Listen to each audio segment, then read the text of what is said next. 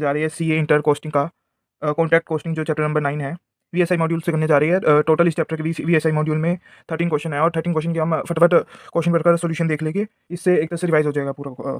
ये revision video होगी पूरी वीएसआई के जितने भी 13 क्वेश्चन प्रोवाइड कर रखे हैं चैप्टर के उससे रिलेटेड। तो सबसे पहले क्वेश्चन में क्या रखा है, कंस्ट्रक्शन कंपनी अंडर टू का contract at the estimated price इतने लाख और बजटेड प्रॉफिट है। ये सारी सबसे पहले तो हम देख लेते हैं हमें क्या रिक्वायर्ड है। हमें कॉन्ट्रैक्ट अकाउंट बनाना है और प्रॉफिट निकालना है। प्रॉफिट मतलब यहाँ पर नॉशनल प्रॉफिट। अब कॉन्ट्रैक्ट अकाउंट कैसे बनता है? कॉन्ट्रैक्ट अकाउंट में सारे के सारे सिंपल अकाउंट जैसे ट्रायल बैलेंस बनता है, सारे के सारे डेबिट में सारे एक्सपेंस आ जाते हैं, क्रेडिट में सारे के सारे जैसे जैसे कि वो बनता है ट्रेडिंग, अपना ट्रेडिंग अकाउंट। तो देख लेते हैं कैसे बनता है। यहाँ सारे जितने भी एक्सपेंस होएंगे और यहाँ सारा जितना भी ये वर्क सर्टिफाइड का क्या चक्कर है मैं आपको बताता हूँ, और यहाँ जितना भी रिटर्न बचा हुआ है, ठीक है ना। वैसे तो ये दो पार्ट्स में डिवाइड नहीं होता, लेकिन ये भी ऐसे ही वालों ने हमें ऐसे ही करवाया कि पहले cost of contract actual cost, इसे हम एक्चुअल कॉस्ट लिखते हैं कि अभी तक जितनी एक्चुअल कॉस्ट हुई है। उसके बाद वर्क सर्टिफाइड और अनसर्टिफाइड का क्या चक्कर है मैं बताता हूँ आपको। सबसे पहले ये दोनों इन्फॉर्मेशन इनरेलेवेंट है, किसी काम की नहीं है। उसके बाद मटेरियल इशूड टू साइट, ये डेबिट में आएगा, डेबिट में ही है। उसके बाद डायरेक्ट वेजेस, ये भी डेबिट में आएगी। इसमें आउटस्टैंडिंग इन्होंने ऐड कर रखी है तो आउटस्टैंडिंग होगी यहाँ पर भी।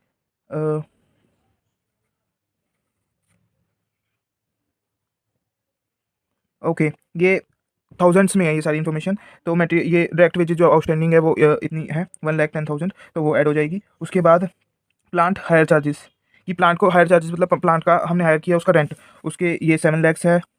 उसके बाद कॉस्ट, बल्कि ऑफिस कंस्ट्रक्शन के लिए, इस कॉन्ट्रैक्ट के लिए हमें हमने ऑफिस बनाया है साइट पे, तो उसकी कॉस्ट तो उसी के लिए बनी है, तो पूरी पूरी उस पर चार्जेबल होगी। उसके बाद गुड्स रिटर्न फ्रॉम, ये आ जाएगा क्रेडिट में। उसके बाद डायरेक्ट एक्सपेंस यहीं पे आ जाएगा।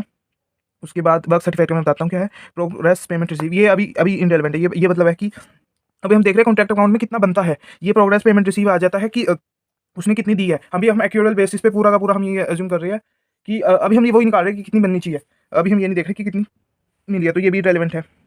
उसके बाद specified plant was purchase specifically for this contract at the rate 8 lakh का एक स्पेसिफिक प्लांट था, वो परचेज हुआ इसी पर्पज़ के लिए। After use of this contract till the date it was valued at 5 lakh. This cost of material at site है at the end of the year was estimated 18 lakh. So एक specific, अच्छा,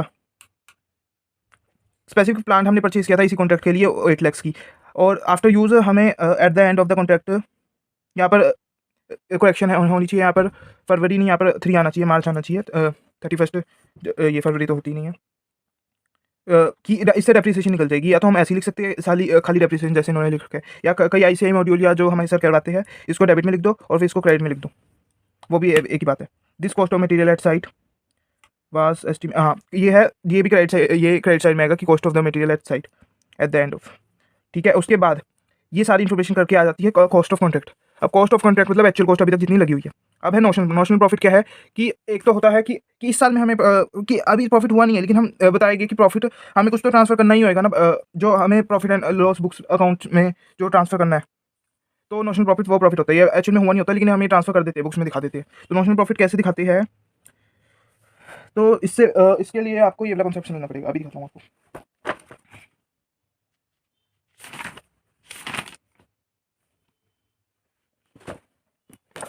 तो नॉशनल प्रॉफिट क्या होता है कि जितना वर्क सर्टिफाइड हो चुका है, बल्कि ये प्रेजेंट हमने कितना कमा लिया। नॉशनल प्रॉफिट तो यही होता है ना, profit determined by incomplete profit, बल्कि अभी कॉन्ट्रैक्ट कंप्लीट नहीं हुआ, लेकिन जितना अभी सर्टिफाइड हो चुका है, जितना अभी ये आर्किटेक्ट ने कह दिया सर्टिफाइड, उस पर कितना प्रॉफिट हुआ है वो हमें अगर बुक्स में दिखाना है तो उसका तो सबसे सीधी सी बात है, जितनी वैल्यू है सर्टिफाइड की है माइनस जितनी कॉस्ट लगी है वर्क सर्टिफाइड में। अब कॉस्ट कैसे निकालते हैं वर्क सर्टिफाइड की,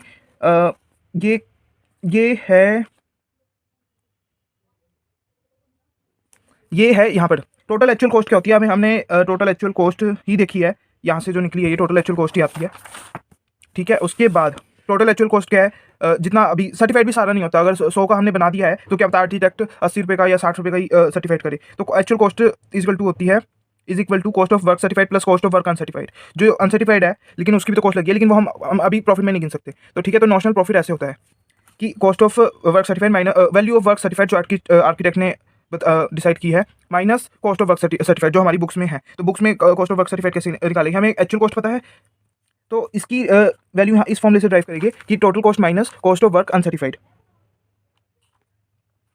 ठीक है। तो उससे ये फॉर्मूला बन जाएगा और यही फॉर्मूला नॉशनल प्रॉफिट निकालने के लिए आएगी। तभी हम सबसे पहले एक्चुअल प्रॉफिट निकालते हैं, और एक्चुअल प्रॉफिट के बाद ये जो दो क्वेश्चन डिस्ट्रीब्यूट करती है वीएसआई जैसे समझाती है, तो तो ये चीज़ है क्या, ये हमें एक्चुअल कॉस्ट निकल गई। आपको एक्चुअल कॉस्ट से यहाँ पर अनसर्टिफाइड दे ही नहीं रखी कॉस्ट, ये है एक्चुअल कॉस्ट।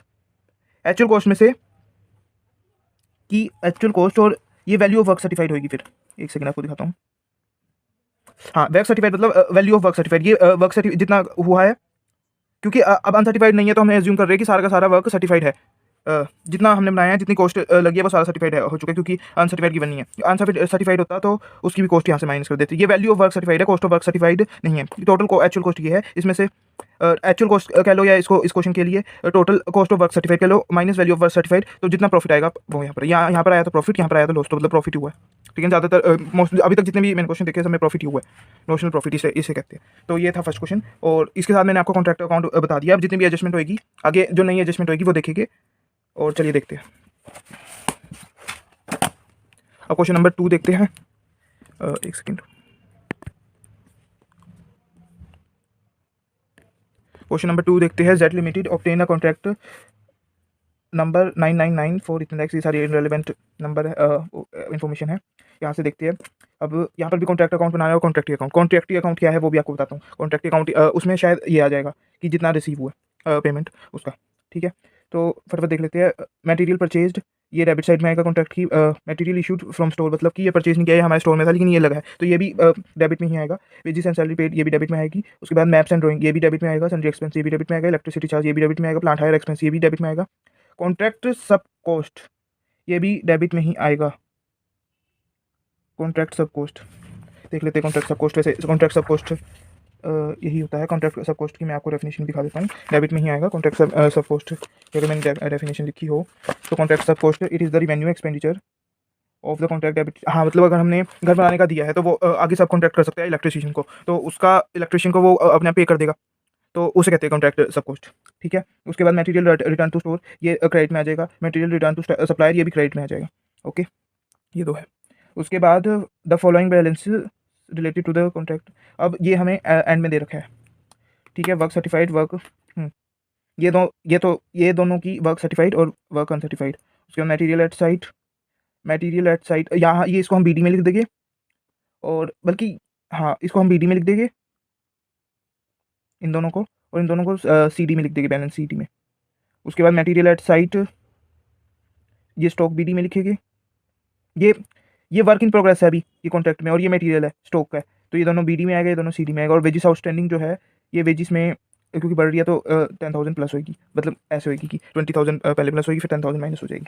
ठीक है, ये बन गया सिंपल कॉन्ट्रैक्ट अकाउंट। इससे आगे नॉशनल प्रॉफिट। अब नॉशनल प्रॉफिट आने से, अब कॉन्ट्रैक्ट कितने का हुआ था, 50 लाख का कॉन्ट्रैक्ट होगा यहाँ पर। ये चीज़ रेलिवेंट है, 50 लाख का कॉन्ट्रैक्ट है ना, तो अब कितनी अमाउंट आ चुकी है, कितनी अमाउंट आ चुकी है, तो 75% ऑफ द वर्क सर्टिफाइड। तो वर्क इतना सर्टिफाइड हुआ है, इसका कैश मिल गया है। तो अब कितना मिला है, अब वर्क सर्टिफाइड जितना इस साल में हुआ है, इस साल में कितना हुआ है, 35 माइनस 12 लाख करेंगे, उसका 75% रिसीव हुआ है। तो इसको कॉन्ट्रैक्टी में कैसे लिखेगी, कॉन्ट्रैक्टी अकाउंट, क्योंकि डेटर अकाउंट होता है, डेटर अकाउंट में जब डेटर बढ़ता है तो डेबिट में आ जाता है, और जब कम होता है, क्योंकि नहीं क्रेडिटर अकाउंट में आएगी, सॉरी नहीं डेटर में आएगा, तो जब वो कम होएगा तो वो क्रेडिट में आ जाएगा, और जब वो बढ़ेगा तो डेबिट में आ जाएगा, यही होता है ना। अब मैं दिखा देता हूँ आपको। तो हम 75% पहले तो हम क्रेडिट में लिख देंगे, 75% ऑफ 12 लाख, हाँ 75% ऑफ द 12 लाख बीडी में लिख देंगे। उसके बाद ये बड़ा है इस, ठीक है ना, इससे पिछले साल वाला समझो, यहाँ पर उसका एंड हुआ होगा, तो यहाँ पर और कुछ पैसे दे दिए, बैलेंसिंग फिगर है, और सीडी भी 75% ऑफ 35 लाख। तो ऐसे टोटल हमें तो पता है ना, हमें अगर कैलकुलेशन कर ले कि हमें कितने पैसे मिले वर्क सर्टिफाइड का 75%, तो इतने मिले, लेकिन हमें कॉन्ट्रैक्टी अकाउंट ऐसे बनाना है। ठीक है, इससे हो जाता है क्वेश्चन नंबर 2 कंप्लीट। अब देखते हैं क्वेश्चन नंबर 3। तो कॉन्ट्रैक्ट कमेंस्ड ऑन इतनी डेट, उसके बाद ये सारी इन्फॉर्मेशन है, कॉन्ट्रैक्ट अकाउंट बनाना है इसमें सिंपल। ठीक है, उसके बाद मटेरियल ये पूरा डेबिट में, ये पूरा डेबिट में, ये भी डेबिट में, ये भी डेबिट में, एक मिनट, हाँ ये भी डेबिट में। उसके बाद सैलरी टू इंजीनियर, ये पर मंथ के हिसाब से है, तो ये भी डेबिट में आ जाएगी, 12 करके। उसके बाद cost of plant to site इतना, तो ये रेट याद रखनी है, इस पर डेप्रिसिएशन की शायद रेट बता रखा हो, डेप्रिसिएशन का रेट, हाँ डेप्रिसिएशन का आगे बता रखा है, चलो ये इस पॉइंट को याद रखना है। इसका आगे बताएगी क्या है। उसके बाद सैलरी टू सुपरवाइज़र, अब फोरमैन, अब ये सैलरी तो इंजीनियर और सैलरी टू सुपरवाइज़र अलग है, लेबर भी अलग है, ठीक है ना। तो इसको इतनी दी है जिसमें से इसकी पहले तो टोटल निकाल लेंगे इंटू 12 करके, और उसमें से 3/4 ही हम सिर्फ कॉन्ट्रैक्ट में करेंगे। उसके बाद एडमिनिस्ट्रेशन एक्सपेंस जो है ये भी कॉन्ट्रैक्ट में ही आ जाएगा। उसके बाद प्रीपेड जो है माइनस कर देंगे। उसके बाद मटेरियल इन हैंड ये क्रेडिट में आएगा बस, बाकी सारा कुछ डेबिट नहीं आएगा। अब हम इसमें ये पूरी फिगर नहीं आएगी क्योंकि अभी प्लांट बचा भी होगा। तो अब देखिए कि हम इसकी एस्टिमेटेड लाइफ क्या है, तो इस पे डेप्रिसिएशन कैसे लगेगा। तो 7 ईयर्स की इसकी एस्टिमेटेड लाइफ है, और जो सैलरीज वैल्यू है, जो जो जो लास्ट में स्क्रैप वैल्यू है इसकी, वो 50,000 है। तो कैसे निकलेगा तो कैसे निकलेगा, पर मंथ के हिसाब से बताऊँ या पर ईयर के हिसाब से? चलो पर ईयर के हिसाब से बताता हूँ। तो ये अमाउंट माइनस 50,000 अपॉन 7 करेंगे तो 1 साल की डेप्रिसिएशन उतनी लगनी चाहिए। लेकिन ये खरीदी कब थी? ये 1 जुलाई को खरीदी थी, तो 3 महीने बाद। तो हम सिर्फ 3/4 की लगाएगी डेप्रिसिएशन, ठीक है ना। ये हो गया पूरा डेप्रिसिएशन का कॉन्सेप्ट। इन्होंने भी नोट पे दिखा रखा है कि कॉस्ट माइनस रेजिडुअल इंटू 9 महीने की और 7, ठीक है। ऐसे निकल की डेप्रिसिएशन की डेबिट में चार्ज हो गया। उसके बाद है सम मटेरियल कॉस्ट इतने and found unstable unsuitable and sold for इतने। तो मटेरियल कॉस्टिंग यहाँ पर लॉस हुआ है, यहाँ पर इसको क्रेडिट में दिखा देंगे और लॉस को हम यहाँ पर दिखा देंगे, प्रॉफिट एंड लॉस में ही दिखाएंगे। और मटेरियल सोल्ड को 10,000। उसके बाद contract price certified of the contract, 50% of the contract जो है सर्टिफाइड हो चुका है। कॉन्ट्रैक्टी हैज़ बीन पेड, ये इन्फॉर्मेशन बिल्कुल इनरेलेवेंट है, डेप्रिसिएशन स्ट्रेट लाइन पे हुआ है, वो तो हम पहले वैसे ही एज्यूम कर रहे थे। उसके बाद कॉन्ट्रैक्टर हैज़ बीन पेड इतना, ये वाला पेड वाली लाइन बिल्कुल काट देगी। अब सर्टिफाइड वर्क सर्टिफाइड जो है 50% हुआ है, 50% वर्क सर्टिफाइड हुआ है। 50% वर्क सर्टिफाइड हुआ है मतलब ये कॉन्ट्रैक्ट की कॉस्ट क्या थी? कॉन्ट्रैक्ट की कॉस्ट दे रखी है गई, कॉन्ट्रैक्ट कितने का था? हाँ, कॉन्ट्रैक्ट प्राइस इतना का था। अब इसमें से 50% होगी, 50% वैल्यू हमें मिल जानी चाहिए। ये वैल्यू ऑफ वर्क सर्टिफाइड हो जाएगी 22.5 लाख, ठीक है। उसमें उसमें से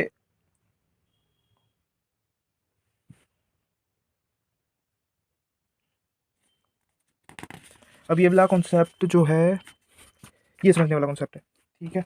अब ये है समझने वाला कॉन्सेप्ट। अब ये क्या चीज़ है कि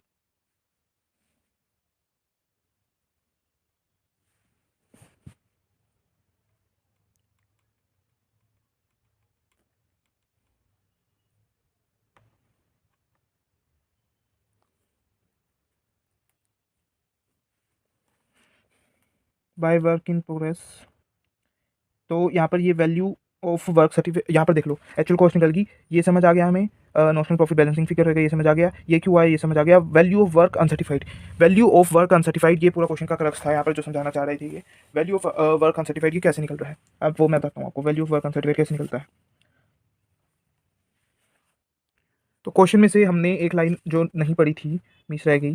ऑन इतने मार्क मतलब एंड है, एंड के ईयर में 2/3 of the contract was completed, कि 2/3 ऑफ द कॉन्ट्रैक्ट कंप्लीट हुआ था, जिसमें से 50% सर्टिफाइड कर दिया, ठीक है। तो टू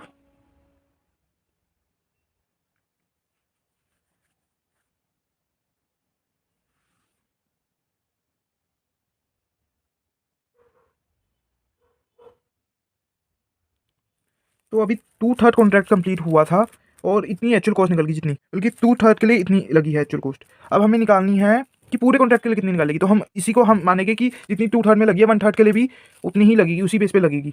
तो हम क्या करेंगे, और जो इन्होंने कर रखा है, तो कॉस्ट ऑफ वर्क अनसर्टिफाइड क्या आएगी कि कॉस्ट जितनी अभी तक हुई है और कॉस्ट जितनी, क्योंकि 50% कॉस्ट सर्टिफाइड हुई है तो बाकी सारी अनसर्टिफाइड कॉस्ट है। तो 50% ऑफ द टोटल कॉस्ट, जो 50% ऑफ द टोटल कॉस्ट जो है सर्टिफाइड हो गया, तो टोटल कॉस्ट जितनी अभी तक हुई है इसमें से जितनी सर्टिफाइड की कॉस्ट होगी उतना माइनस कर दे, तो कॉस्ट ऑफ अनसर्टिफाइड आ जाएगी। तो कॉस्ट ऑफ वर्क अनसर्टिफाइड, ये पॉइंट बहुत इंपॉर्टेंट है और इस पर इंपॉर्टेंट मार्क कर लेता हूँ मैं, ओके। तो ऐसे कॉस्ट ऑफ वर्क अनसर्टिफाइड आ जाएगी, उससे नॉशनल प्रॉफिट निकल जाएगा। तो ये चीज़ है। अब एग्जाम्पल नंबर 4 देख लेते हैं। एग्जाम्पल नंबर 4 में क्या हुआ है, 2 हाउस प्रोजेक्ट है, ठीक है। तो एक ही कॉन्ट्रैक्ट में अकाउंट में 2 कॉलम बन जाएगी बस, और देख लेते हैं फटफट। ये वर्क इन प्रोग्रेस जो है ये BD वाला है, ये डेबिट में आएगा। Land purchase near to open office, तो ये लैंड परचेज इसके लिए है, तो इसका भी देखेंगे क्या करना है। उसके बाद ये हम करेंगे, ये परचेज में तो नहीं आता होगा, जो ये 60,000 है ये भी लैंड की परचेज में ही आता है।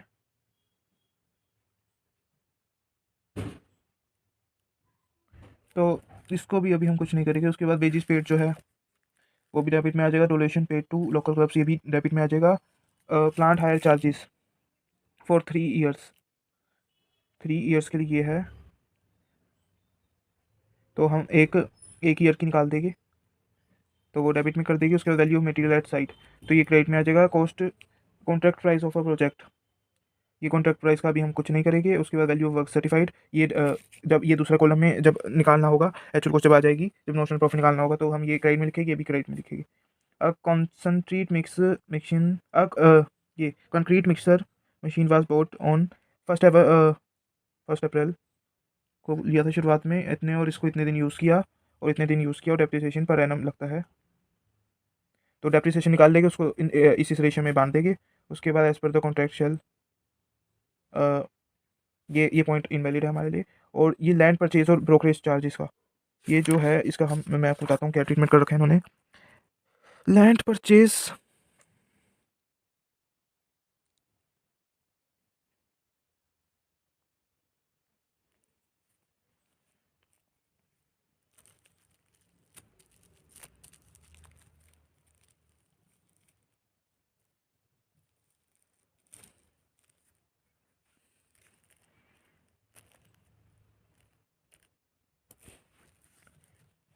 तो लैंड परचेज और ब्रोकरेज जो है, क्योंकि वो इसकी ही प्राइस में आ जाती है, ये कभी भी ना तो डेप्रिसिएट करती है लैंड, तो इसको हम इसको कहीं भी शो नहीं किया हमने। Is that okay? तो ये दोनों हमने इग्नोर किया है, ठीक है। ब्रोकरेज तो मैंने आपको बता दिया, लैंड का उसका ही पार्ट है, तो इसको क्योंकि डेप्रिशिएट भी नहीं करती, अगर ये डेप्रिशिएट कर जाती या हमने ऐसा होता कि हमने एंड में बेच दिया, तो लॉस हम दिखा सकते थे कॉन्ट्रैक्ट के लिए, ठीक है। अब आ जाते हैं क्वेश्चन नंबर 5 में, कि ये कॉन्ट्रैक्ट इतना 40 लाख का कॉन्ट्रैक्ट मिला है, उसके बाद ये दिखा रखा है वर्क इन प्रोग्रेस में ये है। तो हमें ये सबसे पहले तो अच्छा इसमें कॉन्ट्रैक्ट अकाउंट बनाना है, कॉन्ट्रैक्ट अकाउंट बनाना, और बैलेंस शीट कैसे बनाते हैं। बैलेंस शीट में जो ये सारे एसेट में आते हैं, work certified, work uncertified, material at site, और एक्यूरल वेज, मतलब ये लाइबिलिटी में आएगा फिर, ठीक है। Outstanding wages, accrued wages. उसके बाद मटेरियल इशूड फ्रॉम स्टोर, ये आ जाएगा, material issued from store, material directly purchased, material issued from store ये आ जाएगा डेबिट में। मटेरियल डायरेक्टली परचेज ये भी डेबिट में। वेजेस पेड ये भी डायरेक्टली इसमें आउटस्टैंडिंग वेजेस का ऐड हो जाएगा। उसके बाद आर्किटेक्ट फी ये भी डेबिट में। प्लांट हायर चार्जेस ये भी डेबिट में। इंडायरेक्ट एक्सपेंसेस ये भी डेबिट में। Share of general overhead, shares of general overhead ये भी डेबिट में ही आना चाहिए। मैं देख रहा हूँ शेयर्स ऑफ जनरल ओवरहेड 18,000 जो प्राइस है जनरल ओवरहेड, जनरल ओवर ये भी डेबिट में ही आना है। उसके बाद मटेरियल रिटर्न टू स्टोर ये क्रेडिट में। मटेरियल रिटर्न टू सप्लाई ये भी क्रेडिट में। उसके बाद फाइन एंड पेनल्टी, अब ये क्या फाइन एंड पेनल्टी जो है ये ह्यूमन एरर की वजह से हुआ है, तो ये एबनॉर्मल चार्ज है। तो एबनॉर्मल चार्ज जो होता है वो क्या होता है, वो कॉन्ट्रैक्ट अकाउंट में नहीं होगा, क्योंकि कॉन्ट्रैक्ट की वजह से सुनना हो रहा है, तो कॉन्ट्रैक्ट अकाउंट में नहीं शो होएगी। मैंने लिख के रखा है कॉन्ट्रैक्ट अकाउंट में शो नहीं होगा, लेकिन जो हमारा प्रॉफिट एंड लॉस आएगा, नोशनल प्रॉफिट, उसमें से माइनस कर देगी, क्योंकि P&L में जाएगा, वो कॉन्ट्रैक्ट अकाउंट में नहीं जाएगा, ठीक है। उसके बाद कॉन्ट्रैक्टी पे 80% ऑफ द वर्क सर्टिफाइड, तो इसका वर्क सर्टिफाइड 80% वर्क सर्टिफाइड यहाँ, 80% इसका यहाँ रखिएगी, इसका यहाँ रखिएगी, और बैंक यहाँ जाएगा। ऐसे किया होगा कॉन्ट्रैक्टी में, हाँ कॉन्ट्रैक्टी में बिल्कुल ऐसे किया है। और बैलेंस शीट में भी बस ये पॉइंट एक्स्ट्रा, ये वाला जो यहाँ पर था वो एक्स्ट्रा था, कि जो मेन बात थी इस क्वेश्चन में वो ये थी, पेनल्टीज वाली ही बात थी। पिछले क्वेश्चन में ये दोनों की बात थी, इस क्वेश्चन में ये बात थी, और सेकंड क्वेश्चन तो मेरे ख्याल से ईजी ही था। उसके बाद आ जाते हैं हम क्वेश्चन नंबर 6 पे। क्वेश्चन नंबर 6 कहता है कि इसने इतना, सबसे पहले तो हम देख लेते हैं क्या बनाना है। कॉन्ट्रैक्ट अकाउंट बनाना है, कॉन्ट्रैक्टी अकाउंट बनाना है, प्रॉफिट एंड लॉस और शोइंग रेलिवेंट आइटम। उसके बाद बैलेंस शीट, क्योंकि दोनों ही एक्सट्रैक्ट बनेंगे। उसके बाद रेलिवेंट डाटा जो है दे रखा है, कि कॉन्ट्रैक्ट प्राइस दे रखा है इतने का, मटेरियल इशूड है ये डेबिट में, ये चीज़ डेबिट में, ये भी डेबिट में। साइट ऑफिस कॉस्ट ये भी डेबिट में। मटेरियल रिटर्न टू स्टोर ये क्रेडिट में। वर्क सर्टिफाइड ये वैल्यू ऑफ वर्क सर्टिफाइड होएगा, वैल्यू ऑफ वर्क सर्टिफाइड ये आ जाएगा ये क्रेडिट में, जब हम शुरुआत करेंगे कॉन्ट्रैक्ट अकाउंट का। वर्क अनसर्टिफाइड ये कॉस्ट है, तो ये हमने ऐसे ही दोनों एज्यूम करना है, ठीक है ना। उसके बाद रिसीव्ड, अब ये क्या इतनी रिसीव हुई है, तो तो इतनी रिसीव हुई है। यहाँ पर कॉन्ट्रैक्ट अकाउंट देख लेते हैं, इतनी रिसीव हुई है और इतनी रिसीव हुई है बस। यहाँ पर पिछला क्या डेप्थ है इनका, ऐसा ऐसा कुछ गिवन नहीं है, ठीक है ना। उसके बाद प्रीपेड साइट कॉस्ट इतनी है, तो साइट ऑफिस कॉस्ट में से माइनस कर देगी ये।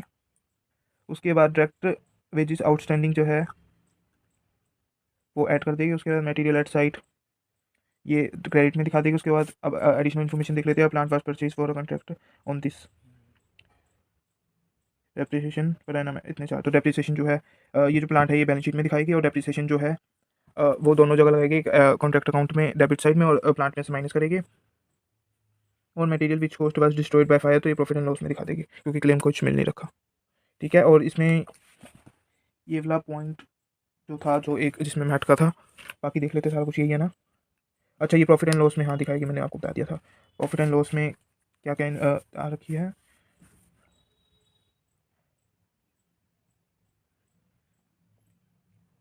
प्रॉफिट एंड लॉस में जो नोशनल प्रॉफिट है वो पहले यहाँ पर जाता है, और फिर यहाँ से नेट प्रॉफिट आता है यहाँ, और यहाँ पर outstanding wages. Okay okay okay, ठीक है, देख लिया ना। उसके बाद हम आ जाते हैं अगले टॉपिक पे, बी पार्ट जो है। अब शायद छोटे छोटे क्वेश्चन आएंगे थोड़े। क्वेश्चन नंबर 7 है एस्टिमेटेड प्रॉफिट। एस्टिमेटेड अब आ गया है एस्टिमेटेड। एस्टिमेटेड प्रॉफिट क्या होता है? एस्टिमेटेड प्रॉफिट होता है कि एस्टिमेटेड अभी तक जितना खर्चा हुआ है, और सबसे एस्टिमेटेड प्रॉफिट, तो प्रॉफिट होता है ये रिवेन्यू माइनस अपना कॉस्ट। तो एस्टिमेटेड कॉस्ट निकालने के लिए, एस्टिमेटेड कॉस्ट निकालने के लिए तो जितनी अभी तक लगी है, जितनी फ्यूचर में लगी है, तो टोटल एक्चुअल कॉस्ट अभी तक जो लगी है plus future estimated cost. Total actual cost पता नहीं कैसे निकालते हैं, कॉन्ट्रैक्ट अकाउंट में देख लिया था। उसके बाद एस्टिमेटेड प्रॉफिट है कॉन्ट्रैक्ट प्राइस, जो हमें जो सबसे पहले ही डिसाइड हो जाता है कि इतना पैसा मिल जाएगा, माइनस टोटल एस्टिमेटेड कॉस्ट। ये दोनों बात याद रखनी, एस्टिमेटेड कॉस्ट आ जाएगी। तो एस्टिमेटेड प्रॉफिट जो निकालना है, एस्टिमेटेड टोटल एक्सपेंडिचर अभी तक के बल्कि टिल डेट की है। उसके बाद estimated further expenditure to complete the contract इतना है।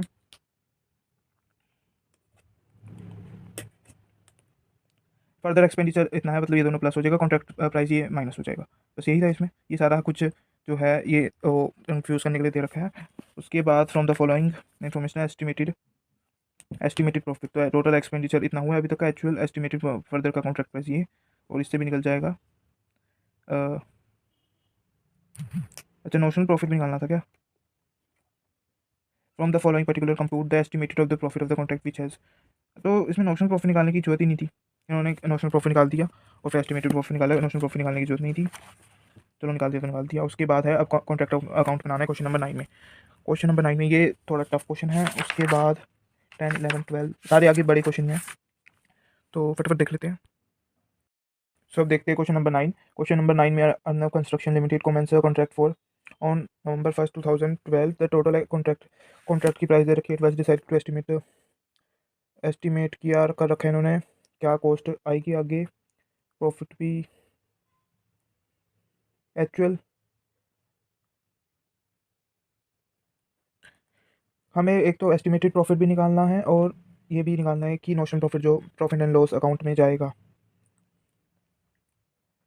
एक्चुअल एक्सपेंडिचर दे के रखा है, और एक्सपेक्टेड भी दे रखा है।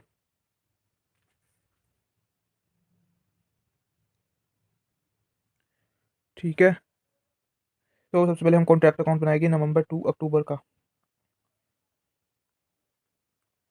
उसके बाद एक अकाउंट और बना देंगे। पहले तो कॉन्ट्रैक्ट अकाउंट बनाएंगे नवंबर 1 नवंबर टू 31 अक्टूबर का, 12 महीने का। और उसके बाद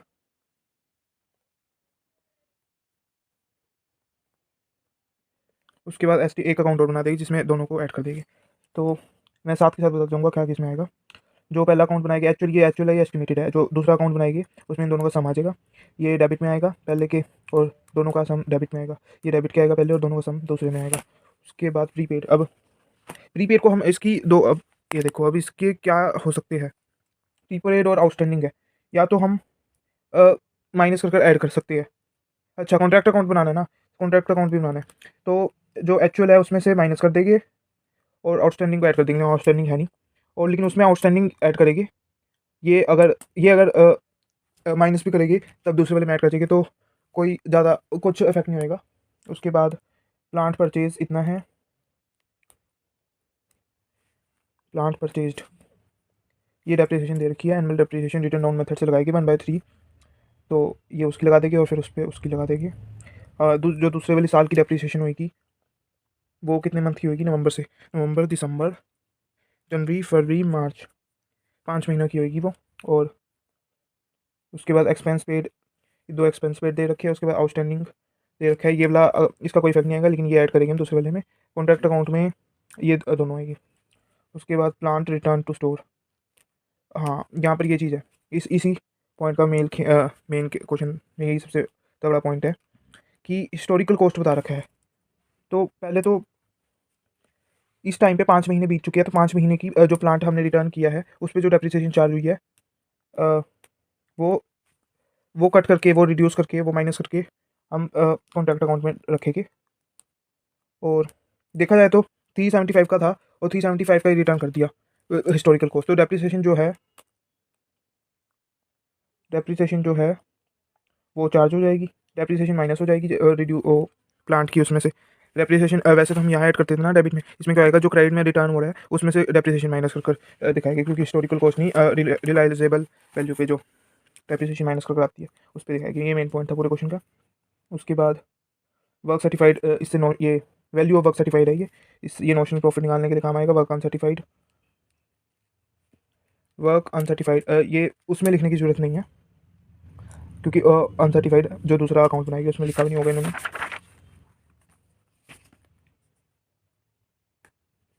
ठीक है ना, नहीं लिखा। उसके बाद कैश रिसीव्ड, इसका कोई लेना देना नहीं है। उसके बाद मटेरियल एट साइट, ये क्रेडिट पे आ जाएगा,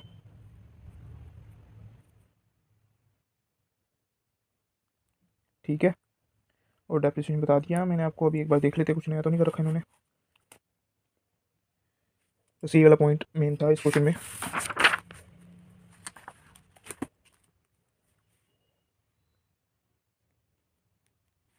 ठीक है, उसके बाद बात है 10th क्वेश्चन में। PQR construction limited commence contract on April 1st 2013, the total contract was of 27,12,500. It was decided to estimate the total profit and to take the credit balance of the costing and P&L account. तो हमें क्या निकालना है, हमें contract account बनाना है और estimated, वही चीज़ें करनी है जो पिछले क्वेश्चन के थे। एक कॉन्ट्रैक्ट अकाउंट बनाना है, एक एस्टिमेटेड प्रॉफिट निकालने के लिए अकाउंट बनाना है, ठीक है। तो ये डेबिट में आ जाएगा, लेबर ये तो रेक्टिव वही हो जाएगा, इसका इफेक्ट ख़त्म ही हो जाएगा दूसरे अकाउंट में, लेकिन पहले अकाउंट में हम ऐड कर देंगे। प्लांट परचेज, अब प्लांट रिटर्न में वही वाला सिस्टम है यहाँ पर भी। यहाँ पर डेप्रिसिएशन 20% लग रही है WDV मेथड में, और ठीक है।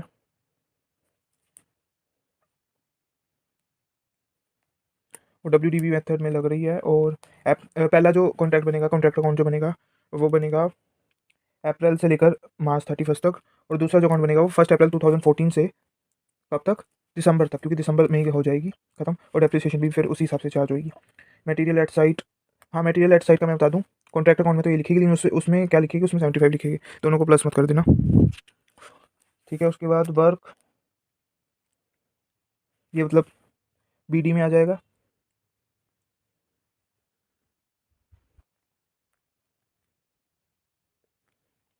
वर्क इन प्रोग्रेस सर्टिफाइड,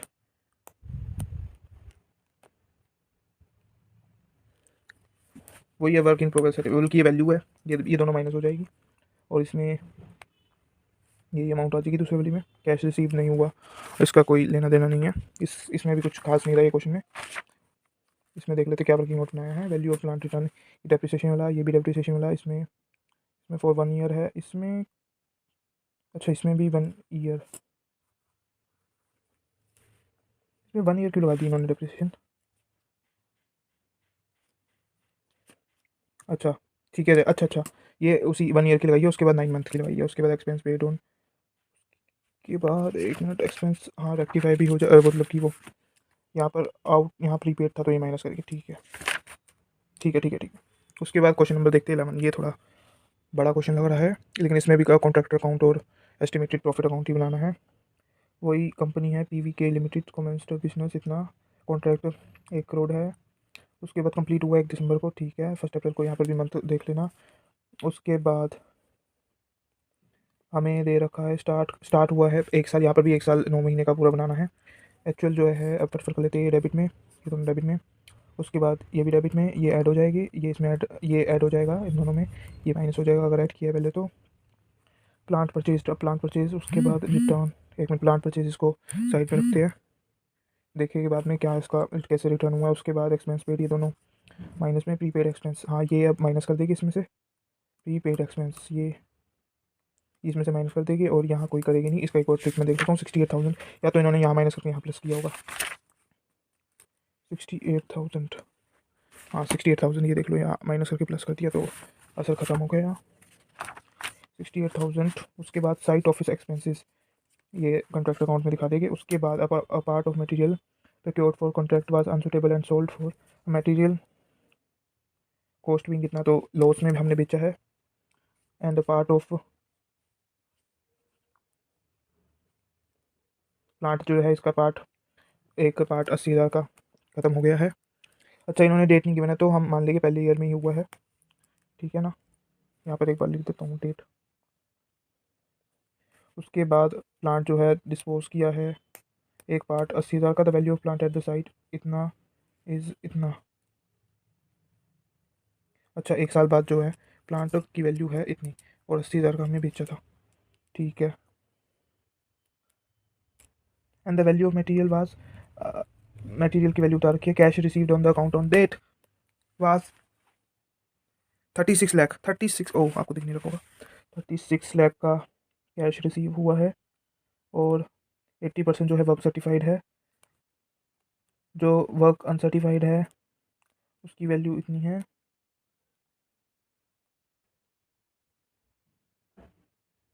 इससे वर्क सर्टिफाइड निकल जाएगा। 80% है तो 100% क्या होगा, और कॉस्ट ऑफ वर्क अनसर्टिफाइड की वैल्यू ये है।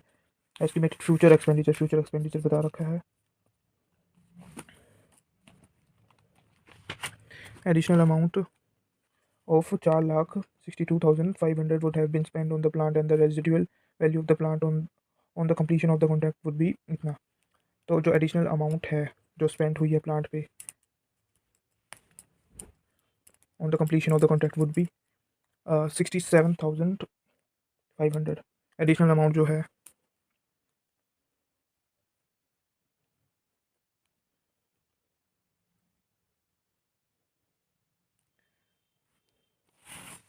ओप्स राइट चली गई।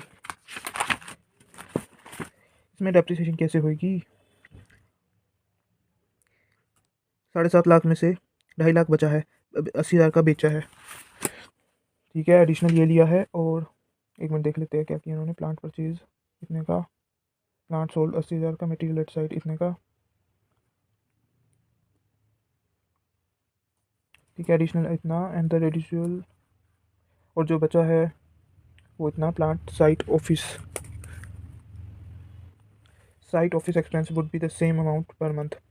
तो यहाँ पर साइट ऑफिस एक्सपेंस जो है 12 महीने का निकाल कर 9 महीने से मल्टीप्लाई कर देंगे।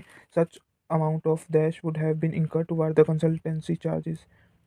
एक बात, तो कंसल्टेंसी चार्जेस ये भी हम फर्स्ट ईयर में ही चार्ज करेंगे या नहीं करेगी, या कर देगी या नहीं करेगी। ये इन्होंने टुवर्ड द ये इन्होंने चार्ज नहीं कर रखा। चार्ज क्यों नहीं कर रखा, मैं ये सोच रहा हूँ। इन्होंने फर्स्ट ईयर में तो चार्ज कर नहीं रखा, क्यों नहीं कर रखा मैं ये सोच रहा हूँ। बस मैं यही सोच रहा हूँ, इन्होंने चार्ज क्यों नहीं कर रखा, क्यों नहीं कर रखा चार्ज।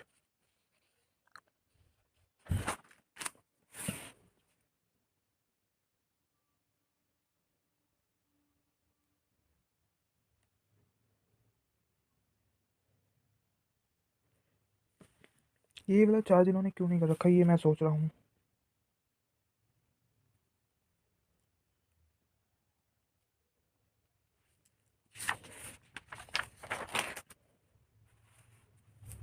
यहाँ पर तो कर रखा है इन्होंने।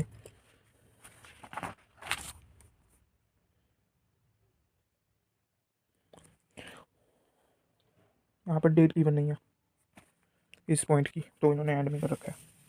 यहाँ पर भी एक जगह डेट गिवन नहीं थी, तो डेप्रिसिएशन का कुछ बता नहीं रखा, तो हम तो चाहिए जितना हमने बस यहाँ करके जो बचा है, जो भी चाहे वो उसकी वैल्यू लगा दी होगी। और यहाँ पर प्लांट कॉस्ट इतना है, माइनस इतना है, माइनस इतना है, एडिशनल इतना है, ये माइनस यहाँ से माइनस करके प्लस कर दिया। अगर हम ना भी करते तब भी कुछ ना होता, और यहाँ से एस्टिमेटेड प्रॉफिट आ जाता। अब है क्वेश्चन नंबर 12। क्वेश्चन नंबर 12 बड़ा है, सो अब देखते हैं question number 12। So question number 12 और क्वेश्चन नंबर 13 ये दोनों एक्सेलरेशन, कैसे प्रोनाउंस करूँ उसको, एक्सेलरेशन क्लॉज से रिलेटेड। एक्सेलरेशन क्लॉज क्या होता है कि हमने कॉन्ट्रैक्ट प्राइस शुरुआत में तय कर लेती है कि हम कि क्या कॉन्ट्रैक्ट प्राइस होगी, जो कि हमारा जो हमारा रिवेन्यू होगा मेन। हर क्वेश्चन में अगर हम देखें, अगर दिखाऊं तो सबसे ऊपर लिखो, जैसे यहाँ लिखा हुआ है 100 लाख। तो हर क्वेश्चन, हर कॉन्ट्रैक्ट से पहले कॉन्ट्रैक्ट कॉस्ट तय हो जाती है। वो कॉन्ट्रैक्ट अपना कॉस्ट और प्रॉफिट का कैलकुलेशन पहले ही कर देता है। लेकिन क्या होता है, कई बार अनएक्सपेक्टेडली प्राइस इंक्रीज हो जाती है या इन्फ्लेशन कुछ ज़्यादा ही हो जाती है, तो उसके इसमें एक्सक्लेशन क्लॉज लगता है। इसके अकॉर्डिंग जैसे जब जब ये कॉस्ट इंक्रीज होती है मटेरियल और जो भी लेबर लगी है, तो उसके अकॉर्डिंग ही कॉन्ट्रैक्ट प्राइस इंक्रीज हो जाएगा। अब ये जरूरी नहीं है कि जितना कॉस्ट इंक्रीज होगी उतना ही कॉन्ट्रैक्ट प्राइस इंक्रीज होगा। हो सकता है जैसे 13 क्वेश्चन में हम देखेंगे कि बहुत उसका एक प्रपोर्शन ही जितना इंक्रीज हुआ उतना ही इंक्रीज होगा। कंडीशन भी लग सकती है। पहला क्वेश्चन सिंपल है। स्टैंडर्ड कॉस्ट होती है कि जो हमने कॉन्ट्रैक्ट करने से पहले हमने सोची थी, कि हमने सोचा था इतनी क्वांटिटी लगेगी और उस टाइम पे इतना वो था, रेट था। लेकिन एक्चुअल कॉस्ट होती है कि कितना लगा है मटेरियल।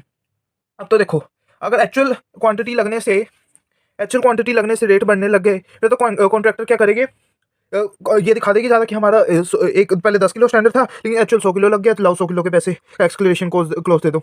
तो ऐसा नहीं होता। तो जो इन्फ्लेशन रेट है उसका ही सिर्फ मिलता है। तो एक्सक्लेशन क्लोज क्या होता है, जो क्वांटिटी है वो स्टैंडर्ड क्वांटिटी ही रहती है। जो हमने सोचा था भाई, अगर तुम्हारी जैसे यहाँ पर स्टैंडर्ड क्वांटिटी कम लगी है, तो अब तो ये तुम्हारी एफिशिएंसी के कारण हुई है ना। तो ये चीज़ है।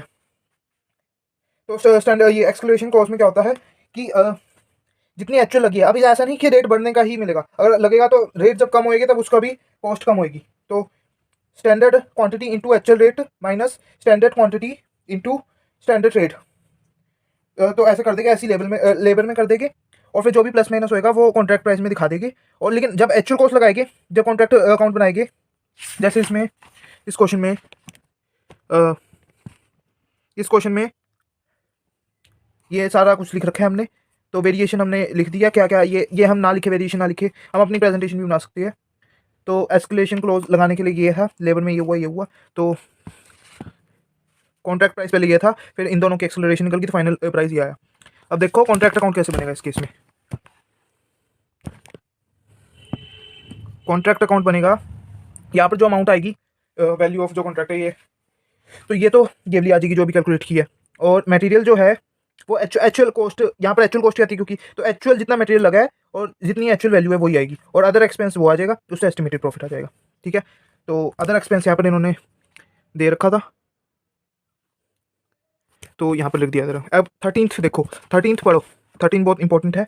और इसमें क्या है, इसमें जो कंडीशन है, इसमें कंडीशन ये है, ये जो इन्वर्टिस कॉमर्स में दे रखी है, in the event of increase in the price of the material and the rate of wages by more than 5%, the contract price would increase accordingly by 25% of the rise in cost of material and wages beyond 5% in each the case। कि अगर 5% से ज़्यादा बढ़ा तो 25% acceleration close आएगा। 25% किसका, जितना उतना अमाउंट का जो इतना 5% के बियॉन्ड है। मतलब अगर मैं सिंपल भाषा में बताऊँ, ये स्टेटमेंट कंफ्यूजिंग है और बिल्कुल चांसेस आप कंफ्यूज हो सकते हो, लेकिन मैं आपको बताता हूँ एग्जाम्पल देकर। हमने ये लिखा है कि अगर 100 रुपये की स्टैंडर्ड कॉस्ट है तो फिर एक्सेलरेशन कॉस्ट तभी लगेगा जब 105 रुपये से ज़्यादा बढ़ जाएगी। और कितना लगेगा, कॉन्ट्रैक्ट प्राइस पे कितना इफेक्ट आएगा एक्सेलरेशन कॉस्ट का, उतना जितना। अगर मान लो 115% आ गई कॉस्ट, तो 115 कितना ज़्यादा, 105 से 10%, तो 10% का भी 25%, मतलब 2.5% से कॉन्ट्रैक्ट प्राइस बढ़ेगा और एक्चुअल कॉस्ट ही बढ़ेगा। तो ऐसे ही कुछ क्वेश्चन गिवन है, क्वेश्चन में ये सारी डिटेल्स गिवन है सिंपल। और हमें गिवन है कितना रेट बढ़ गया, 25% बढ़ा है। तो 25% बढ़ा है तो 100 का 125 हो गया। और 125% 105% से कितना बढ़ा हुआ है, 20%। तो 20% का 25% विच इज इक्वल टू 5%। तो 5% ही बढ़ेगा कॉन्ट्रैक्ट रेट। तो वैल्यू ऑफ वर्क सर्टिफाइड जो है, वैल्यू ऑफ वर्क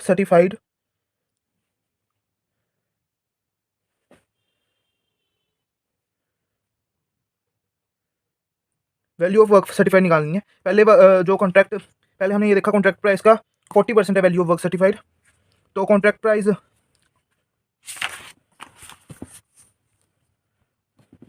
निकाल लेंगे और फिर इन्होंने देखो क्या कर रखा है, कॉन्ट्रैक्ट प्राइस निकाल लेंगे। उसके बाद एक्सेलरेशन कॉस्ट कितना लग रहा है, 5%। ये कैलकुलेशन कर रखी है यहाँ पर, इस पैराग्राफ में 5% बढ़ रहा है। और फिर उसका 40% निकाल देंगे, तो इससे आ जाएगा वैल्यू ऑफ वर्क सर्टिफाइड। तो ये था इस क्वेश्चन में, क्वेश्चन नंबर 13 बहुत इंपॉर्टेंट है और उसका ये चैप्टर खत्म होता है। वीएसआई बुक में से आप आईसीआई मॉड्यूल में से देखेंगे। Thank you.